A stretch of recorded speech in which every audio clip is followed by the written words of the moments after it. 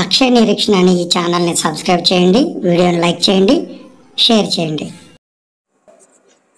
దేవుడైనటువంటి యెహోవా యొక్క గొప్పతనమును ఎరిగినటువంటి ప్రజలు ఆయనను అనుసరించుటకై వారు కుటుంబములుగా పెద్ద సమూహముగా వారందరూ కూడా ఒక చోట చేరి దేవుని యొక్క గొప్పతనమును అంగీకరించుటకై దేవుని గొప్పతనమును ఎరిగామని వారు పూర్ణ హృదయముతో ఆయనను అంగీకరించుచున్నారని ఆయన యందు సంతోషము కలదని తెలియచేయుటకై తమ యొక్క కుటుంబముల ద్వారా వారందరూ కూడా లేదా కుటుంబములను కలుపుకొని వారు నెమ్మది పొందినట్టు దేవుడైనటువంటి యెహోవాకు వారు నిబంధన చేసుకునేటట్లుగా మనం చూస్తున్నాం. వారు దేవునితోటే మా జీవితములు అన్నట్టుగా వారు ప్రతిన భూనినట్టుగా కూడా మనం చూడగలిగి ఉన్నాం. నెహెమ్యా గ్రంథంలో చెప్పబడిన రీతిగా 10వ అధ్యాయంలో ఎవరైతే తెలివి బుద్ధి కలిగినటువంటి వారు ఎవరైతే ఉన్నారో అలాంటి వారు అందరూ కూడా యెహోవాయే దేవుడు కావాలని ఆయనే దేవుడని అంగీకరించి ఇచ్చినటువంటి ఆజ్ఞలను అనుసరించి ప్రవర్తిస్తామని వారు దేవుని ఎదుట ప్రమాణం చేసినట్లుగా దేవుని యొక్క వాక్యం మనకు తెలియపరుస్తుంది. అలాగనే మనం దినవృత్తాంతాల గ్రంథము 2వ గ్రంథము 15వ అధ్యాయంలో చూసినప్పుడు ఇశ్రాయేలీయులు వారు చేసినటువంటి నిర్ణయములలో వారి యొక్క పిల్లలైతేనేమి పెద్దవారైతేనేమి అందరూ కూడా ఆర్తనాదములతో సంతోషగానములతో వారి వద్ద ఉన్నటువంటి వాద్య పరికరములను కూడా ఉపయోగిస్తూ వారు దేవుని ఎదుట వారు దేవుని యొక్క సన్నిధిలో గొప్ప ప్రమాణం చేసి ఉండినట్లుగా మనం చూస్తున్నాం. ఏంటి ఆ ప్రమాణం అని అంటే, మాకు నచ్చినట్టుగా మేము నిన్ను అనుసరిస్తామని కాదు, నీ ఆజ్ఞలు ఏమైతే తెలియపుచున్నావో, నీ ఆజ్ఞలు ఏమైతే సూచించుచున్నావో, నీ ఆజ్ఞలు ఏమైతే మమ్మలను హెచ్చరించుచున్నావో ఆ యొక్క మార్గములో లేదా ఆ యొక్క విధానములో నేను జీవిస్తాను. నా జీవిత కాలం అంతా కూడా నేను అలాగనే నా జీవితాన్ని నిర్మించుకుంటానని వారు దేవుని ఎదుట దేవుని యొక్క సన్నిధిలో ప్రతినభూని ఉండినట్లుగా మనం చూస్తున్నాం. అనగా ప్రమాణము చేసి ఉండినట్లుగా మనం అర్థం చేసుకోవచ్చు. మనము ప్రత్యేకంగా దేవుని యొక్క సంగతులను మనం ఆలోచన చేస్తున్నప్పుడు ఆయనను అనుసరించాల్సినటువంటి ఆవశ్యకతను మనం అనేక సందర్భాల్లో మనం పరిచయం చేసుకోవడం జరిగింది. అయితే ఆయన కుమారుని లోకానికి పంపించినటువంటి సమయంలో ఆయనను అంగీకరించిన వారు ఉన్నారు, ఆయనను తిరస్కరించిన వారు ఉన్నారు.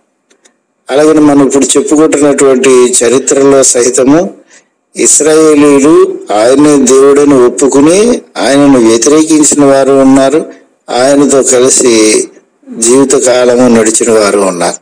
అయితే మనకు ఇప్పుడు వ్యతిరేకించిన వారు ఎందుకు వ్యతిరేకించారు అనేది మనం తెలుసుకోవాల్సినటువంటి అవసరం ఉంది. అలాగే అనుసరించిన వారు ఎందుకు అనుసరించారనేది కూడా మనం అర్థం చేసుకోవడానికి ప్రయత్నం చేయాలి. ఈ దేశంలో మనం జీవించడానికి కావలసినటువంటి వాటిని అన్నిటిని కూడా మనం సమకూర్చుకుంటున్నాం. ఈ సమకూర్చుకునేది దీంట్లో కూడా మనకు నచ్చేది ఉంటుంది, నచ్చని ఉంటుంది. నచ్చేదాన్ని మనం హత్తుకుంటాం, నచ్చని దాన్ని విడిచిపెడతాం. ఇది ఎంత వాస్తవమో దేవుని విషయాల్లో కూడా మనుషుడు అలాగనే ప్రవర్తిస్తున్నాడు. తనకు నచ్చితే ఒకలాగా ఈ దేవుడు నిజమైన దేవుడు అంటున్నాడు, నచ్చకపోతే దేవుడు కాదని చెబుతున్నాడు. అలాంటి జీవితంలో మన ఎన్నుకున్నటువంటి స్వేచ్ఛను బట్టి ఏర్పడటం అనేది జరుగుతుంది. అయితే ఆ కాలం ఉన్నటువంటి ప్రజలు స్వేచ్ఛకు లొంగినను లేదా స్వేచ్ఛకు బానిసలుగా మార్చబడినను ఈ సృష్టి క్రమమును, సృష్టిలో ఉన్న కార్యములను, అలాగే సృష్టి తన పని తను జరిగించుచున్నటువంటి విధానమును లెక్కబెట్టి వారు దేవునికి లోబడి ఉండినట్లుగా మనం చూస్తున్నాం. కాబట్టి మొట్టమొదటిగా దేవుణ్ణి అనుసరించిన వారు ఎందుకు అనుసరించి ఉన్నారు అంటే ఆయన చేసినటువంటి సృష్టిని అంతటిని కూడా పరిశీలన చేసిన తర్వాత ఆయన శక్తి సామర్థ్యములు, ఆయన జ్ఞాన సంపద, లేకపోతే ఆయన యొక్క సర్వాధికారము, వీటన్నిటిని పరిశీలన చేసిన తర్వాత వీటన్నిటి మీద ప్రతినిధి లేకపోతే వీటి మీద అధికారము కలిగిన వాడు, వీటి యొక్క నిర్మాణకుడు దేవుడే అని వారు అనుసరించి ఉండినట్లుగా చూడొచ్చు. అయితే వ్యతిరేకించిన వారు ఎందుకు వ్యతిరేకించి ఉన్నారు అని మనం పరిచేసినప్పుడు, వారు ఎప్పుడు ఉండేదే కదా, సూర్యుడు తన పని తను చేస్తున్నాడు కదా, చంద్రుడు తన పని తను చేస్తున్నాడు కదా, మన ఎవరం కూడా దాన్ని నుంచి అక్కడికి మార్చట్లేదు కదా. ఒకవేళ నిజంగా దేవుడు ఉంటే గనక ఈ ఎండలు ఏంటి ఇంత ఎక్కువ ఉన్నాయి, వర్షాలు ఏంటి ఇలా వస్తున్నాయి, వరదలు ఏంటి ఇలా వస్తున్నాయి, ఇది ఇక్కడ నష్టం ఎలా జరుగుతుందేంటి, ఇక్కడ ఇలా చనిపోతున్నారేంటి, లేకపోతే ఇంకా 1,00,000 కారణాలు ఉంటాయి. ఇలాంటివి ఆర్థికంగా చిరిగిపోవడం ఏంటి, ఎప్పుడు దాకా బాగుండి, లేకపోతే చెడు మనసు కలిగిన వాడు, చెడుకరమైనటువంటి హానికరమైన పనులు చేసేవాడు వృద్ధులు అందటం ఏంటి అని ఇలాంటి రకరకాలైనటువంటి మనసులోనికి రావడం ద్వారా, అంటే తన గురించి తాను ఆలోచించుకునే దానికంటే ఇతరులతో పోల్చి చూసుకునేటువంటి తత్వము కలిగినటువంటి ప్రతి ఒక్కరు కూడా దేవుని వ్యతిరేకిస్తూనే ఉంటారు. మీరు ఎంతమందినన్నా మీరు చూడండి, అందరూ కూడా దేవుణ్ణి వ్యతిరేకించారు. యెహోవాను దేవుడుగా కలిగి లేనటువంటి వారు ఎవరైతే ఉన్నారో వారందరూ కూడా యెహోవాను విసర్జించేదే వారి యొక్క జీవితంలో ప్రతిదానిని కూడా వారు అన్వయించి చూడటం ఒకటైతే, రెండవది పోల్చి సరి చూసుకోవటం. అంటే అక్కడ జరిగింది ఇక్కడ జరగలేదు, అది అలాగవుతుంది ఇది ఎలాగవుతుంది, తమకు తాముగా కాదు అలా మామూలుగా జరిగే సంగతులను కూడా పోల్చి చూసుకుని వారు దేవునికి దూరముగా వెళ్ళిపోయినటువంటి వారు అనేక మంది ఉన్నారు. కాబట్టి ఇప్పుడు మనకు కావాల్సింది ఒకటే, నువ్వు ఎలా బ్రతుకుతున్నావు, నువ్వు ఎలాగ జీవించున్నావు. మీరు సమయం ఉండినప్పుడు 73వ కీర్తన చదివి దాన్ని అర్థం చేసుకోవడానికి ప్రయత్నం చేయండి. దేవుని యొక్క ఆలోచన విధానము మనుషుని ఎడల లేదా మనుషుడు ఏ విధముగా ప్రవర్తించి ఉన్నాడు అనేది మనకు అర్థమవుతుంది. అంటే ఒక స్పష్టమైనటువంటి మనిషి యొక్క వ్యక్తిత్వాన్ని మనం అక్కడ చూస్తూ ఉంటాం. అంటే దేవుని యొక్క ఆలోచన ఎరగనటువంటి మనుషుడు తనకు తానుగా ఎలాంటి వ్యర్థమైనటువంటి పనులకు ఉసుగొల్పుకుని తన జీవితాన్ని పాడు చేసుకుంటాడు అనేది కూడా మనం ఆలోచించేది జరుగుతుంది ఆ యొక్క 73వ కీర్తన చదివితే కనుక. కనుక నా ప్రియమైనటువంటి సహోదరులారా, సోదరులారా, మనం దేవుణ్ణి వెంబడించుట అనేది ఆయన సర్వాధికారి, సకలముపై ఆయన అధికారము కలిగిన వాడై ఉండి మనలను పరిపాలించగలిగిన వాడు, మనలను నిర్మించిన వాడు, సమస్తమును ఆయన నిర్మించిన వాడని మనం ఒప్పుకోవటం. మనం ఎప్పుడైతే ఒప్పుకోవడానికి మనం ఆలోచన చేస్తామో ఖచ్చితంగా నన్ను అనుసరించాలనేటువంటి ఆలోచన మనలోనే అదే పుట్టుకొస్తుంది. అందుకని మొట్టమొదట చూసే దానిని అంతటిని కూడా మనం గ్రహించటానికి ఆలోచన చేయాలి. యేసు ప్రభు భూమి మీద జీవించినటువంటి కాలంలో కూడా ఆయన్ను కూడా అందరూ అంగీకరించలేదు. వారి యొక్క కుటుంబస్తులు సైతము యేసును అంగీకరించినటువంటి సందర్భాలు లేవు. వారు వ్యతిరేకించి ఉన్నారు. ఎందుకు వ్యతిరేకించి ఉన్నారంటే వారు పోల్చి చూసుకున్నారు. ఎలాగ పోల్చి ఉన్నారు? మనం యోహాను సువార్త 7వ అధ్యాయం చూస్తే ఎలాగనైతే వారు పోల్చి చూశారని అంటే, ఇదిగో నువ్వు గొప్పవాడుగా ఉండటానికై నువ్వు ఆలోచన చేసినప్పుడు, లేకపోతే ఇతరులకు నీ గొప్పతనం తెలియచేయబడాలని ఉద్దేశించుకున్నప్పుడు నువ్వు రహస్యముగా ఎందుకు వెళ్తున్నావు? నీ శిష్యులు ఎక్కడ ఉన్నారో అక్కడికి వెళ్ళు, వాళ్ళకి చెప్పు, వాళ్ళు తెలుసుకుంటారని. లేకపోతే నువ్వు ప్రజలందరూ కూడా చూసినట్లుగా నువ్వు నీ కార్యములను చెయ్యి, అంతేగాని అలా రహస్యంగా తిరగటం అంటే అక్కడ జరిగినటువంటి సందర్భం ఏంటంటే, యేసుక్రీస్తు అప్పగించబడేటువంటి సమయం, దేవుని యొక్క ప్రవచనము మూలముగా కార్యములు జరుగుతూ ఉండాలి. కాబట్టి యేసుక్రీస్తు ఆ యొక్క దేవుని యొక్క చిత్త ప్రకారమైనటువంటి ఆలోచన విధానంలో ఆయన తన పని తాను చేసుకుపోతున్నాడు. ఆ సమయంలోనే పండుగ వచ్చే సందర్భాన్ని మనం చూస్తున్నాం. కానీ యేసుక్రీస్తు ఆ పండుగకు వెళ్ళటానికి ఆయన ఆలోచన కలిగలేడు. అయితే వారి యొక్క ఉద్దేశం ఆయన ఎరిగి ఉన్నాడు కాబట్టి నేను మీతో పాటుగా పండగ రావాల్సినటువంటి సమయం నాకు ఇంకా రాలేదు, అయితే నా సమయం మీ సమయం అయింది కాబట్టి మీరు బయలుదేరండి అన్నాడు. అంటే దాని అర్థం ఏంటంటే అంతకుముందు జరిగినటువంటి సమావేశ ప్రకారంగా, తన శిష్యులతో జరిగినటువంటి సమావేశం ప్రకారంగా యేసుక్రీస్తు దానికి ముందు మాట్లాడినటువంటి మాటల్లో మీలో ఒకడు నన్ను అప్పగిస్తాడని అన్నాడు. సమూహం అంతా చేరినప్పుడు మీలో ఒకడు నన్ను అప్పగిస్తాడు అన్నాడు. అంటే ఈ లోకంలో ఉన్నటువంటి వాడు ఒకడు నన్ను అప్పగిస్తాడనేసరికి లోకంలో ఉన్న వాళ్ళందరూ కూడా ఒకరినొకరు చూసుకున్నారు. ఇదేట్రా బాబు, మనం ఈయన దగ్గరికి ఏదో వింటున్నాం, వచ్చి ఏదో చేస్తుంటే చూస్తున్నాం, ఏదేదో ఇంకేదో పెడుతుంటే తింటున్నాం, ఇవన్నీ ఇలా జరుగుతున్నటువంటి సమయంలో మన మీద నిందేస్తాడేంటి, మనం చంపేస్తాం అంటాడేంటి, మనం అప్పగించేస్తాం అంటాడేంటి అని చెప్పి అందరూ వెళ్ళిపోయారు. మీరు 6వ అధ్యాయాన్ని యోహాను సువార్త చదివితే మీకు తెలుస్తుంది ఆ విషయాలు. చివర్లో అందరూ వెళ్ళిపోయారు. వెళ్ళిపోతే మిగిలింది ఎవరనంటే అపోస్తలులు 12 మాత్రం. అప్పుడు కూడా మరలేదో మాట చెప్తాడు, మీలో ఒకడు నిన్ను అప్పగించబోతున్నాడు. మీరెందుకు వెళ్తలేదనంటే జీవము కలిగినటువంటి మాటలు కలిగినటువంటి దేవుడు నీవే కాబట్టి మేము మీతో ఉన్నామని వాళ్ళు చెప్పడం జరిగింది. అంటే పేతురు తన యొక్క స్టాండ్ ని ముందే చెప్పేసిన మిగతా సహోదరులు లేదా యేసు ప్రభు యొక్క శిష్యుల యొక్క ఆలోచన విధానం కూడా అదే.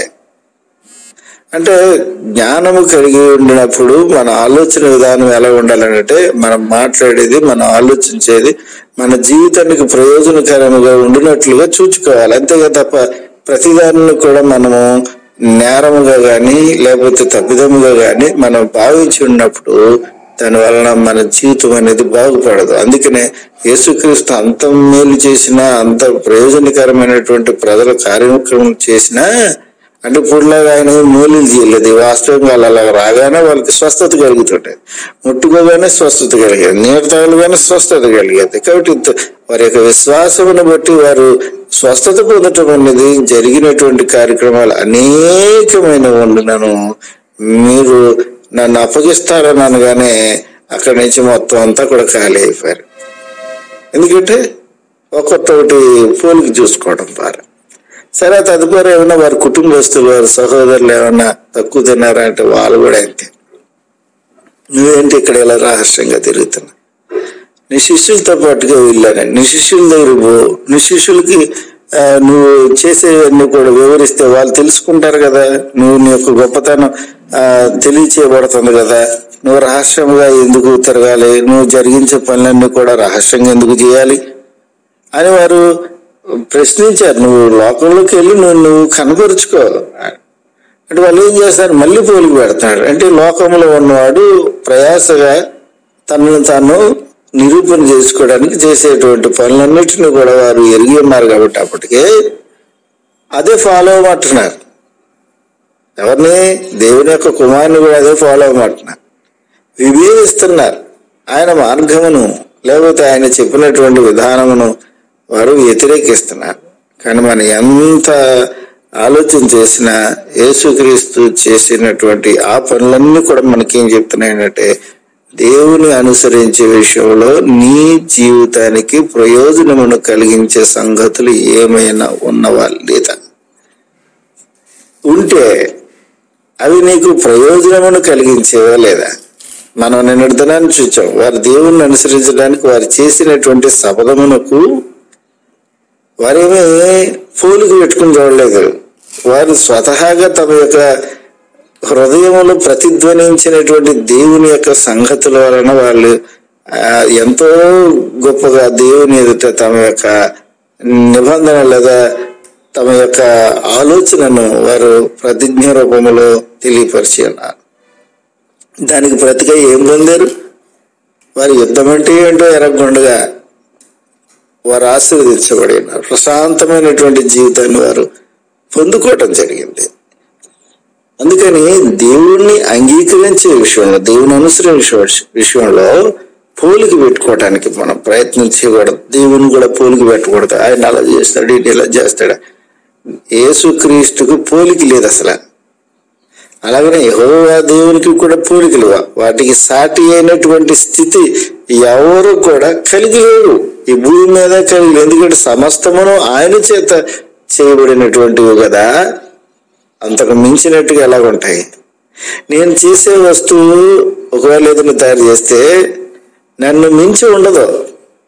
అది ఎంత బాగా పనిచేస్తుందో నేను తయారు చేసింది దానికంటే ఎక్కువ ఘనత చేసినోడికి వస్తుంది. ఇక్కడ మనం యోహాను సువార్త 7వ అధ్యాయంలో చూసినప్పుడు ప్రభు చెప్పాడు, నా సమయం ఇంకా రాలేదు, నేను సమయం అయినప్పుడు నేను సిద్ధంగానే ఉంటాను కాబట్టి నా పని నేను చేసుకుంటాను, మీ టైం అయితే అయిపోయింది, మీరు మట్టుకు మీరు పండగకి వెళ్ళండి అని వాళ్ళకి చెప్పాడు. ఏమన్నాడు? దానికి కంటిన్యూగా ఏమన్నాడంటే, లోకము మిమ్మను ద్వేషింపనేరదు కానీ దాని క్రియలు చెడ్డవని నేను దాని గురించి సాక్ష్యం ఇచ్చుచున్నాను. అంటే మీరు లోకంతో పెడతారు కాబట్టి లోకం యొక్క క్రియే చెడ్డది, అందుచేత మీరు లోకము చేత ద్వేషించబడతాం అనేది జరగదు. ఎందుకంటే మీరు లోకమును ప్రేమించుతున్నారు కాబట్టి. ఆ లోకం మిమ్మల్ని ప్రేమిస్తుంది, మీరు అందుచేత దేవుణ్ణి ద్వేషిస్తున్నారు.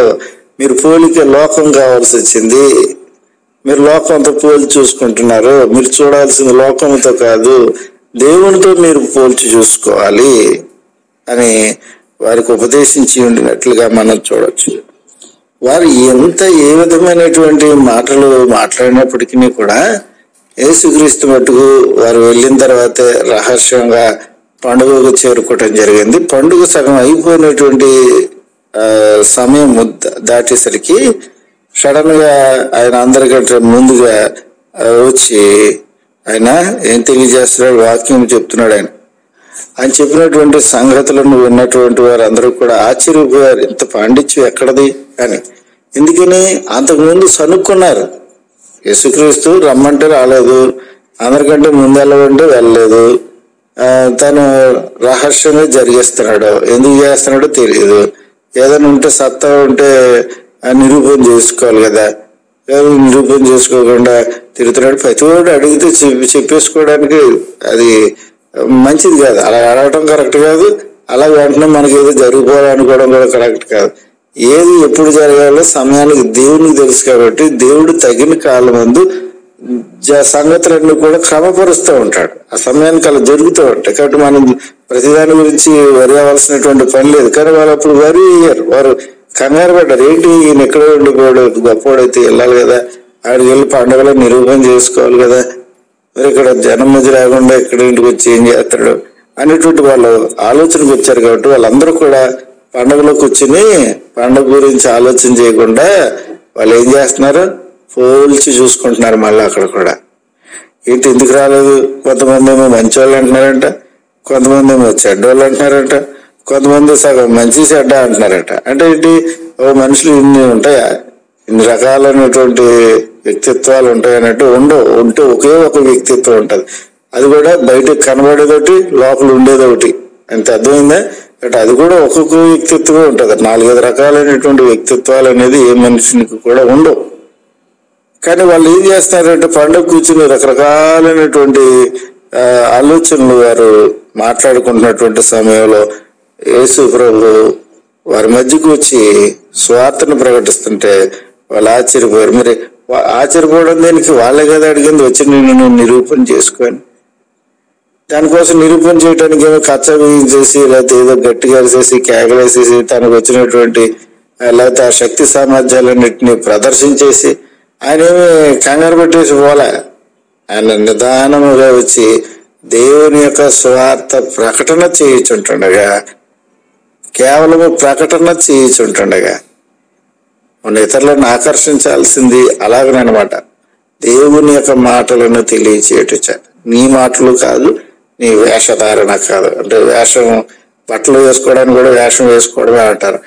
అంటే నీట్గా తయారయ్యే దానికోసం నానా ఇబ్బందులు పడేది ఇది అంతా కూడా వేషధారణలకు వస్తుంది. కాబట్టి అలా కూడా మనం దేవుని ఒప్పించగలగటం అనేది అవివేకం, ప్రజలను ఒప్పించగలగటం అనేది అవివేకం. అందుకని యేసుక్రీస్తు ప్రభు సాదాసిదాగా వారి మధ్యలోనికి వచ్చి దేవుని యొక్క మాటలను వారికి తెలియచేసి వారికి కనువిప్పు కలిగజేసి ఉండినట్లుగా చూడవచ్చు. కనుక యేసుక్రీస్తుని అంగీకరించగలిగేటువంటి మనసు కలిగిన వారు అందరూ కూడా యేసుక్రీస్తునే గాని, తండ్రి అయినటువంటి యెహోవా దేవుడినే గాని దేవునితోటి పోల్చి సరి చూసుకోవడానికి ప్రయత్నం చేయరు. వారు ఎందుకు జీవించి ఉన్నారు, ఎలా జీవించి ఉన్నారు, ఈ ఊపిరి ఎక్కడది అనుకున్నప్పుడు పోలిక పెట్టుకోకూడదు. పోలిక పెట్టుకుంటే మనకు అర్థం కాదు. ఒక్కరికే అర్హత ఉంటుంది, 100 మందికి ఉండదు. దేవుని యొక్క వాక్యాన్ని ప్రకారంగా జీవించాలని ప్రభు పేట మిమ్మలను కోరుతున్నాను. శ్రద్ధగా విన్నందుకు మీ అందరికీ హృదయపూర్వక వందనాలు. మీకు ఏదైనా ప్రార్థన అవసరం ఉన్న వాక్య సందేహం ఉన్నా మాకు తెలియపరచండి. మా ఫోన్ నెంబర్ 9491291891 నెంబర్ మరి ఒకసారి 9491291891. అందరికీ వందనాలు.